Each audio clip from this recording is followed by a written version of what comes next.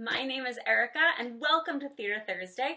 This Theater Thursday, we are going to work on creating a character with our bodies. So first, let's do a little bit of a warm-up. Let's start with a stretch. Roll your shoulders. You won't need anything for this exercise except your actor's toolbox, which I did in a previous Theater Thursday video, your body, your voice, and your imagination. Let's do medium-sized rolls with your shoulders like this, and then large ones like that. And reverse it. So we're just going to get our arms nice and warmed up. Excellent, good. Roll your hips in a circle this way and roll your hips in a circle that way. Great. Pull your ear softly this way. Point to something on the ground. Ooh, how does that change how your neck feels? Pet a very small dog. Pet a medium-sized dog. And hand down and switch. Ooh, notice how this side feels different. Point to something on the floor. Pet a very small dog. Pet a medium-sized dog. Excellent, good. Isolations in your sides. Oh, this should feel good. Excellent, good. Shake it out. Start the wiggle in your head a little bit. Just the top of your head. How does that wiggle? Then your whole head and your neck. Shoulder wiggle. We're adding our elbows and our wrists. And now wiggle with our whole bodies. Great. And throw your arms up. First, we're going to let our wrists drop. Then our elbows. Then our head. Then our shoulders. Then at the hips. And then at the knees. And we're going to do that backwards. Now we're going to roll up for the knees first, then the hips, then the shoulders, then the elbows, and then the wrists, and then the hands. Excellent. I hope you're feeling a little bit more warmed up. So thinking about the tools of an actor to create a character. A character can be any type of person. Doesn't matter if they're young or old, working in different jobs from different parts of the world, as long as the character is creative and truthful. And so today, that's what our focus is. So the first thing we are going to do is we are going to think about how parts of our body can create the character. So we're going to lead with the body first. And then later we'll lead with our imagination and we'll add voice. So first, leading with the body. So think about your nose. If you were to walk around your space with your nose or lead with your nose, what type of character would lead with their nose? To me, I was thinking a curious character, someone who's looking around, or maybe a character that's very snooty and full of themselves might lead with their nose, right? Now let's think about a character who would lead with their belly. What kind of character might lead with their belly? Maybe one whose joints hurt a little bit. Maybe someone who's pregnant might lead with their belly. What kind of character would lead with their belly? Great. Now, what about the hand? If we lead with the hand, what kind of character leads with the hand, right? Maybe a pretty wild one, right? But it could be someone who's really in charge or really, forceful. Maybe a police officer might lead with their hand, or maybe a ballet dancer might lead with their hand. Thinking about who leads with a different part of their body. What about your hip? What if you led with your hip? What kind of character could come out of that? So you can use this for to get your imagination going in terms of different types of characters. What about one who leads with their shoulders? Maybe one that leads with their shoulders. Maybe an animal. Is there an animal you're thinking of with this? I'm thinking kind of like a gorilla could lead with their shoulders, or maybe someone who's very old might lead with their shoulders. Good, excellent.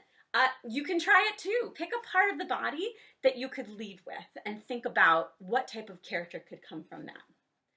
Great, excellent. So now we're going to move on to our imagination, and then finally we'll add in the voice.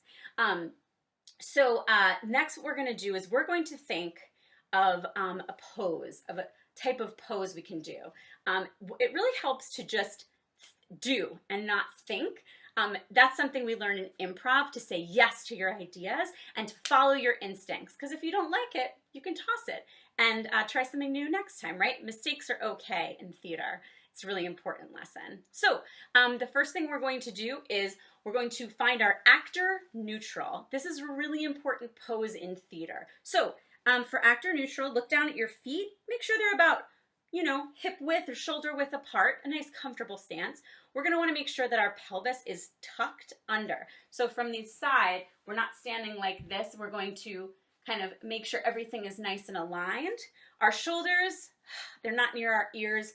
They're nice and relaxed. Your arms are relaxed at your side, and your head is forward, and your face has a neutral gaze. So it's not tight, and it's not in a silly, you're not making a silly face.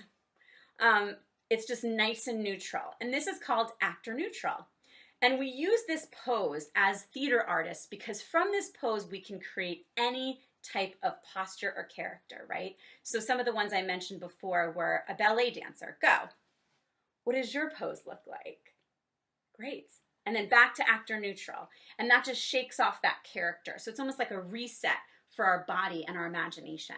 Great. I'm going to throw some different characters at you from actor neutral. Using your imagination, please create your own character. Don't follow what I do. Follow your own instincts. So we started with a ballet dancer. Our next character will be a police officer. An actor neutral. How did that change from the ballerina? How did it feel differently? What choices did you make with your body? Remember all those parts of the body we talked about, right? Leading with shoulders, your head, your hips. All of these little tiny changes create a character. Great. The next one we're going to do is a cat. Go. Excellent. Did you notice how my shoulders rolled, how my hands made a pose, and where my head looked? All of those little details make your character really come alive. Great.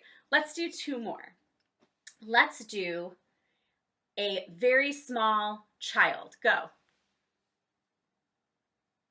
Excellent. So my choice was to get shorter, but your choice might have been completely different. And that's the joyous thing about theater, right? You get to create your own characters. You have complete agency over your character. Great. One last one. How about a lion? Ready, set, go.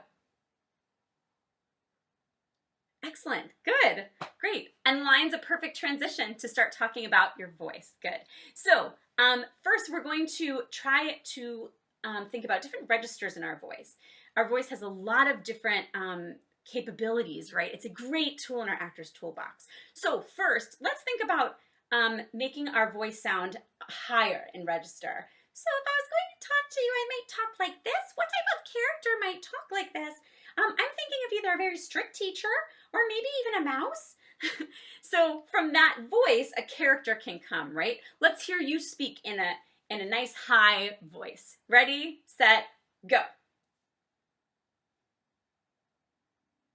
And stop.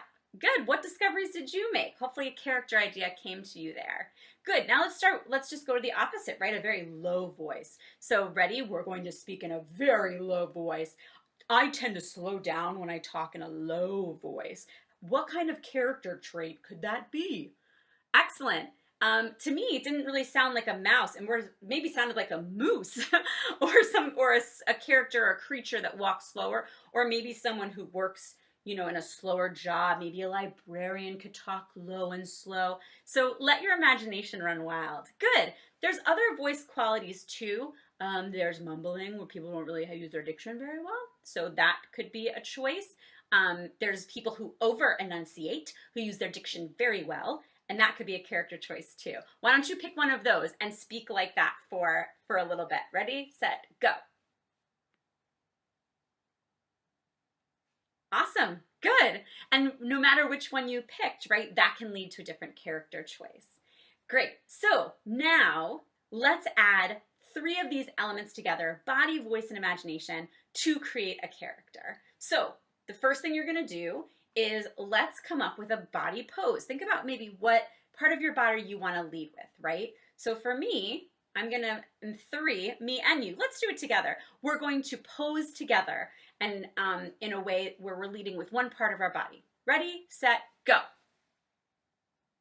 Do you have your pose? Great. I chose my nose. I would love to see what you chose. Excellent.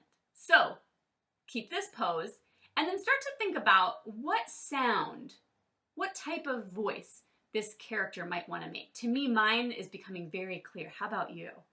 Great. You go first. Why don't you make the sound that this character is making? Excellent. I'm going to make the sound. I'm thinking my character sounds kind of like this. It's kind of a silly voice, but it seems like a silly pose. And lastly, we're going to create who that character is. So for me, I'll go first this time, and then you can go. For me, this character is very clearly a duck. And this is how the duck walks and talks. It's kind of slow, maybe a little bit of an accent, maybe an older duck. And that's my character. Great. What does your character look like and sound like? Show me where your imagination goes. 3, 2, 1, go.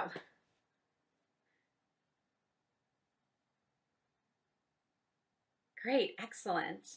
Excellent. So I encourage you to create a variety of characters. You don't even need a script to do this or a story. It can come from you. And the body and the voice and the imagination, your actor's toolboxes, are what you need to get started. Thank you so much for joining me for this Theater Thursday. I hope you enjoyed creating a character with your body, voice, and imagination. And we'll see you next week. Bye.